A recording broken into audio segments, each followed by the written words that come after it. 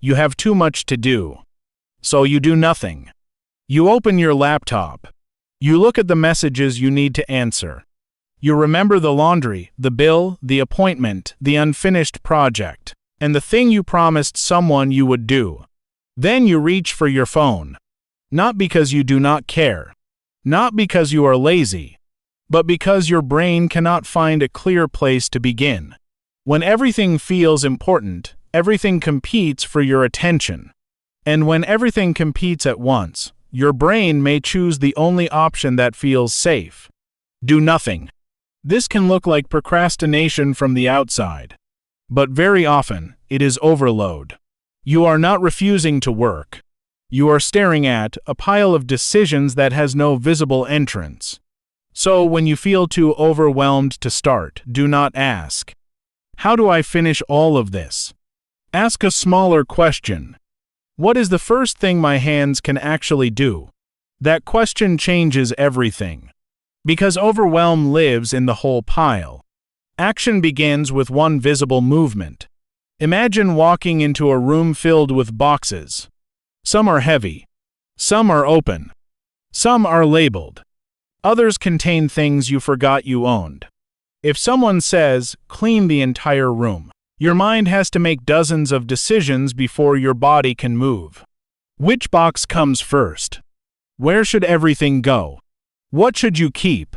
How long will this take? What if you make a bigger mess? The task is not only physical, it is full of hidden decisions. That is what happens when you tell yourself, "Get my life together. Catch up on everything. Fix my finances. Finish the project. Clean the house." These sound like tasks, but they are actually collections of tasks. Your brain cannot act on a collection. It needs a door.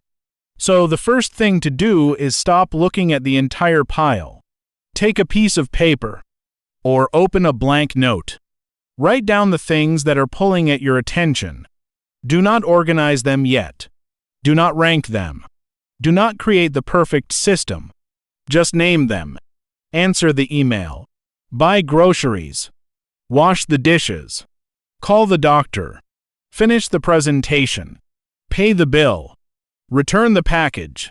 When thoughts remain inside your head, they compete with one another. Each one tries to remind you that it exists. Writing them down does not complete them, but it stops them from fighting for the same small space in your attention. Now look at the list. You may feel tempted to ask, which one is the most important? Sometimes that question helps. But when you are already overwhelmed, it can create another difficult decision. Instead, ask, which one is creating the most pressure right now? It might be the task with the closest deadline. It might be the message you keep avoiding.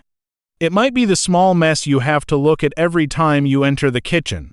It might be something that will create a problem if you continue to ignore it. Choose one. Not because the other tasks do not matter, but because your brain needs one direction before it can move. Then make that task smaller. Much smaller. If the task is finish the presentation, do not begin by trying to finish it. Open the file. If the task is clean the kitchen, do not imagine the entire room becoming perfect.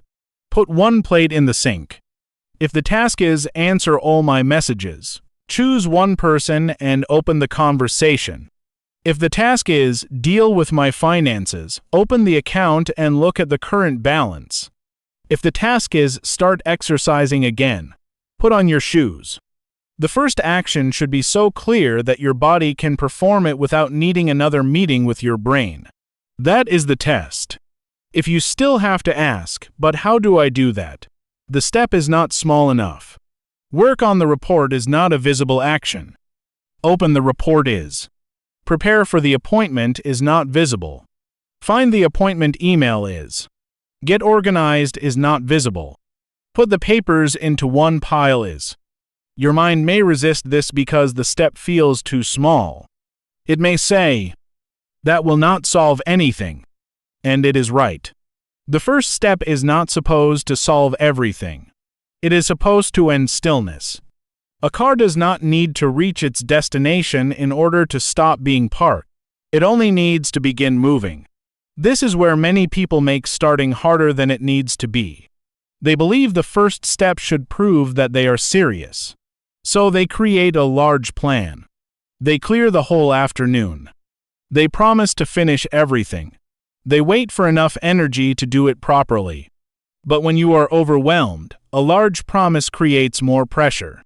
And more pressure can make you freeze again. So make starting the only goal. Not finishing. Not catching up. Not having a productive day. Just starting. Tell yourself, I only need to do the first visible action. Open the file. Write the first sentence. Pick up the plate. Send the first reply. Put the shoes on. Once you have done that, you are allowed to stop. This permission matters. Because your brain may be avoiding the task because it believes starting means becoming trapped. It thinks, if I begin, I will have to keep going until everything is done. That makes even a small task feel like the entrance to a very long tunnel. But when stopping is allowed, starting becomes safer. You are not signing a contract with the entire project. You are only touching the first step. After that, use a 10-minute container. Set a timer for 10 minutes. During those 10 minutes, stay with the one task you chose. Do not check whether another task is more important. Do not reorganize your entire list. Do not open 5 different tabs to prepare. Just continue from the first visible action. 10 minutes is long enough to create movement, but short enough that it does not feel like giving away your entire day. You may complete only a small part. That is fine. You may discover that the task is easier than expected. You may also discover that it is more complicated. That is useful information too. Overwhelm grows in uncertainty. Action replaces uncertainty with facts. Before you begin, the task may feel endless. After 10 minutes, you know where the difficulty actually is. You know what information is missing. You know what the next step looks like. You know whether you need help. Even when the task is not finished, it is no longer a shapeless threat. It has edges. When the timer ends, pause. Then make a conscious choice. Continue for another 10 minutes. Take a short break. Or stop and return later. Do not turn 10 minutes into a trick that secretly forces you to work for 3 hours. The goal is to rebuild trust with yourself. You said you would begin for 10 minutes. You began. That matters. Every time you keep a small promise to yourself, starting becomes slightly less frightening. Now, there is one more problem that often appears. While you are working on the chosen task, your mind will remember the others. The laundry. The phone call. The groceries. The second email. The thing you forgot to write down. Do not switch tasks. Keep a small parking list beside you. When another thought appears, write 1 or 2 words and return to the task in front of you. This tells your brain, I am not ignoring that. I am simply not doing it now. You do not need to hold every task in your mind to prove that it matters. You can let the paper remember it for you. Overwhelm often makes everything feel immediate. But important and immediate are not the same. A task can matter without needing your attention in this exact minute. Your job is not to respond to every demand at once. Your job is to decide what receives your attention now. Think of attention like a flashlight in a dark room. The flashlight cannot illuminate everything at the same time. That does not mean the rest of the room has disappeared. It only means you are choosing where to look. Move the light to one object. Stay there long enough to understand it. Then choose the next one. This is how a pile becomes a sequence. And a sequence is much easier for the brain to follow.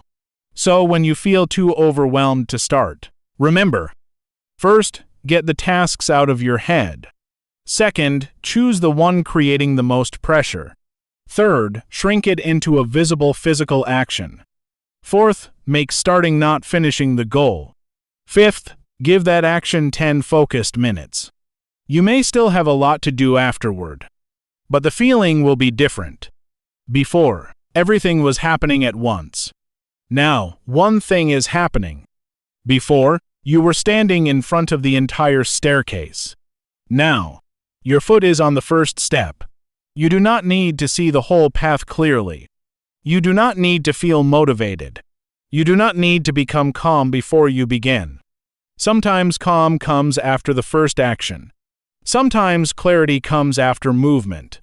Sometimes the energy you are waiting for is created by starting. So look at the thing you have been avoiding. Do not ask how to finish it. Ask, what is the first thing my hands can do? Then do only that. Open the file. Pick up the plate. Write one sentence. Send one reply. Set the timer. And let one small action turn the pile into a path. This is human in progress. Not perfect. Just getting better, one small step at a time.